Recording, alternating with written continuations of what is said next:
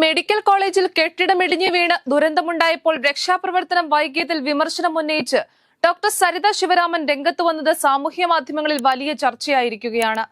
K Shailaja ആരോഗ്യമന്ത്രിയായിരുന്നപ്പോൾ ആരോഗ്യവകുപ്പ് ഡയറക്ടറായിരുന്നു doctor Saritha. Nipah Covid രോഗങ്ങൾ പടർന്നു പിടിച്ചപ്പോൾ കെ ശൈലജയുമായി തോളോട് തോൾ ചേർന്ന് പ്രവർത്തിച്ച മുതിർന്ന ഡോക്ടറാണ് ഇപ്പോൾ ഫേസ്ബുക്കിലൂടെ വിമർശനം ഉന്നയിച്ചിരിക്കുന്നത്. ജീവന്റെ ഒരു തുള്ളിയെങ്കിലും ബാക്കിയുള്ളവരെ മരണത്തിന് വിട്ടുകൊടുക്കാൻ കഴിയില്ല എന്ന നിശ്ചയദാർഢ്യം നൽകിയ ഊർജം ചെറുതൊന്നുമല്ല എന്ന് കെ ശൈലജയുടെ കാലത്തെ പ്രവർത്തനത്തെക്കുറിച്ച് ഡോക്ടർ സരിത എഴുതുന്നു. മന്ത്രിമാരുടെ സാന്നിധ്യമുണ്ടായിട്ടും കോട്ടയം മെഡിക്കൽ കോളേജ് ആശുപത്രിയിൽ രക്ഷാപ്രവർത്തനം വൈകിയെന്ന് കേട്ടപ്പോൾ ഭൂതകാലത്തിലേക്ക് ഒന്ന് തിരിഞ്ഞു നോക്കിപ്പോയതാണ് എന്ന് പറഞ്ഞാണ് അവസാനിപ്പിക്കുന്നത്. കോട്ടയം മെഡിക്കൽ കോളേജിന്റെ പഴയ കെട്ടിടം ഇടിഞ്ഞു വീണയുടൻ സ്ഥലത്തെത്തിയ വീണ ജോർജ് അടക്കം മന്ത്രിമാർ കെട്ടിടം ഉപയോഗശൂന്യമാണെന്നും അതിൽ ആരുമില്ലെന്നും ഉറപ്പിച്ചു പറഞ്ഞതോടെയാണ് രക്ഷാപ്രവർത്തനം വൈകിയത്. പിന്നീട് 1 മണിക്കൂറിന് ശേഷമാണ് ബിന്ദു എന്ന സ്ത്രീയുടെ മൃതദേഹം അവശിഷ്ടങ്ങൾക്കിടയിൽ നിന്ന് കണ്ടെടുക്കുന്നത്. ഇതെല്ലാം ചൂണ്ടിക്കാട്ടിയാണ് നിലവിലെ ആരോഗ്യമന്ത്രിയുടെ ക്രൈസിസ് മാനേജ്മെന്റ് പാളിയെന്ന് ഡോക്ടർ സരിത ചൂണ്ടിക്കാട്ടുന്നത്. സരിതയുടെ സാമൂഹ്യ മാധ്യമ കുറിപ്പ് കെ ശൈലജയുടെ അറിവോടെയാണെന്നതോ അല്ലെന്നതോ അവിടെ നിൽക്കട്ടെ. ഏതായാലും കേരളത്തിന്റെ ആരോഗ്യമന്ത്രി സ്ഥാനത്ത് കരുത്തുള്ള ഒരാളെ ജനങ്ങൾ പ്രതീക്ഷിക്കുന്നു എന്നതാണ് വാസ്തവം. കെ ശൈലജ അത്രമേൽ കരുത്തുള്ള ഒരു വനിതയായിരുന്നു. കെ ശൈലജയുടെ നേതൃപാടവം തന്നെയായിരുന്നു 2ാം പിണറായി സർക്കാരിന് വഴിയൊരുക്കിയത്. 1ാം പിണറായി സർക്കാരിന്റെ കാലത്ത് ഐക്കൺ പോലും കെ ശൈലജ എന്ന ആരോഗ്യമന്ത്രിയായിരുന്നു. പ്രതിപക്ഷം പല ആക്ഷേപങ്ങൾ ഉന്നയിച്ചപ്പോഴും തളരാതെ തകരാതെ സധൈര്യം മുന്നോട്ട് കെ ശൈലജ കുതിക്കുകയായിരുന്നു. ആ നിസ്വാർത്ഥ പ്രവർത്തനങ്ങൾക്ക് ജനാധിപത്യ കേരളം വളരെ വലിയ അംഗീകാരങ്ങൾ അവർക്ക് നൽകുകയും ചെയ്തു. 2021 മട്ടന്നൂർ നിയമസഭാ മണ്ഡലത്തിൽ നിന്ന് കേരള നിയമസഭാ തെരഞ്ഞെടുപ്പ് ചരിത്രത്തിലെ ഏറ്റവും ഉയർന്ന ഭൂരിപക്ഷത്തിലാണ് കെ ശൈലജ ജയിച്ചു കയറിയത്. ഒരുപക്ഷെ കേരള നിയമസഭയിലേക്ക് ഏറ്റവും ഉയർന്ന ഭൂരിപക്ഷത്തിൽ വിജയിച്ചു വരുന്ന MLA-യും കെ ശൈലജയായിരിക്കും. 1996-ലാണ് കെ ശൈലജ ആദ്യമായി നിയമസഭയിലേക്ക് മത്സരിക്കുന്നത്. പഴയ കൂത്തുപറമ്പ് മണ്ഡലത്തിൽ നിന്ന് മത്സരിച്ച കെ ശൈലജ വിജയിച്ചു. പിന്നീട് 2006-ൽ പേരാവൂർ മണ്ഡലത്തിൽ നിന്നും വിജയിച്ചു.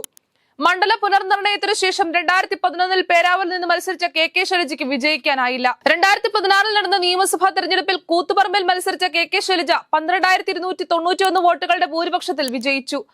തുടർന്ന് പിണറായി വിജയൻ മന്ത്രിസഭയിൽ ആരോഗ്യ സാമൂഹ്യക്ഷേമ വകുപ്പ് മന്ത്രിയായി. 2021-ൽ മട്ടന്നൂരിൽ നിന്നാണ് കെ ശൈലജ ജനവിധി തേടിയത്. ഈ തെരഞ്ഞെടുപ്പിൽ 60,963 വോട്ടുകളുടെ റെക്കോർഡ് ഭൂരിപക്ഷത്തിലാണ് കെ ശൈലജ ജയിച്ചു കയറിയത്. ആരോഗ്യമന്ത്രിയായിരിക്കെ നിപ്പ വൈറസ് കോവിഡ്-19 പ്രതിരോധ പ്രവർത്തനങ്ങളിൽ കെ ശൈലജ നടത്തിയ ഇടപെടലുകൾ ലോക ശ്രദ്ധ ആകർഷിച്ചിരുന്നു. കേരളത്തെ ഭീതിയുടെ നിഴലിലാക്കിയ നിപ്പ വൈറസ് ബാധയുടെ പശ്ചാത്തലം സംവിധായകൻ ആഷിഖ് അബു സിനിമയാക്കിയപ്പോൾ കെ ശൈലജയുടെ കഥാപാത്രത്തെ അവതരിപ്പിച്ചത് നടി രേവതിയായിരുന്നു.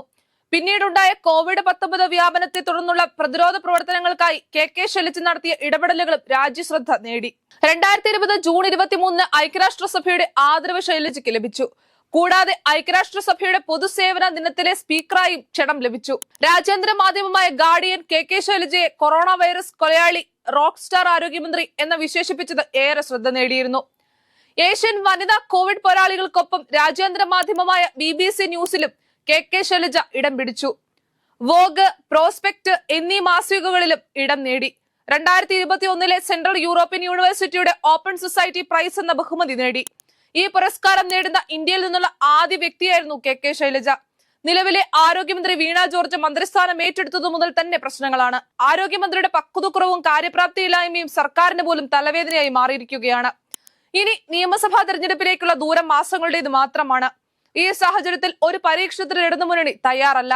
ആരോഗ്യവകുപ്പിലെ പ്രശ്നങ്ങളിൽ ഇനിയും പരിഹാരം കണ്ടില്ലെങ്കിൽ ജനം ഇടതിനെതിരെ തിരിയും. ഈ വസ്തുത തിരിച്ചറിഞ്ഞ് ആരോഗ്യവകുപ്പിൽ സമൂലമായ മാറ്റങ്ങളാണ് ഇടതുപക്ഷം നേതൃത്വം നൽകാൻ പോകുന്നത്. ഇതിൽ ഏറ്റവും പ്രധാനപ്പെട്ട മാറ്റം ആരോഗ്യവകുപ്പ് മന്ത്രിയുടേതായിരിക്കും. അവസാന മാസങ്ങളിൽ കെ ശൈലജ ആരോഗ്യവകുപ്പ് മന്ത്രിസ്ഥാനത്തേക്ക് തിരിച്ചു വരുമെന്നാണ് കേൾക്കുന്നത്. കെ ശൈലജ ആരോഗ്യവകുപ്പിന്റെ താക്കോൽ സ്ഥാനം ഏറ്റെടുക്കുന്നതോടെ ഇപ്പോഴുള്ള സങ്കീർണതയ്ക്ക് പരിഹാരമാകുമെന്നും CPM വിശ്വസിക്കുന്നു.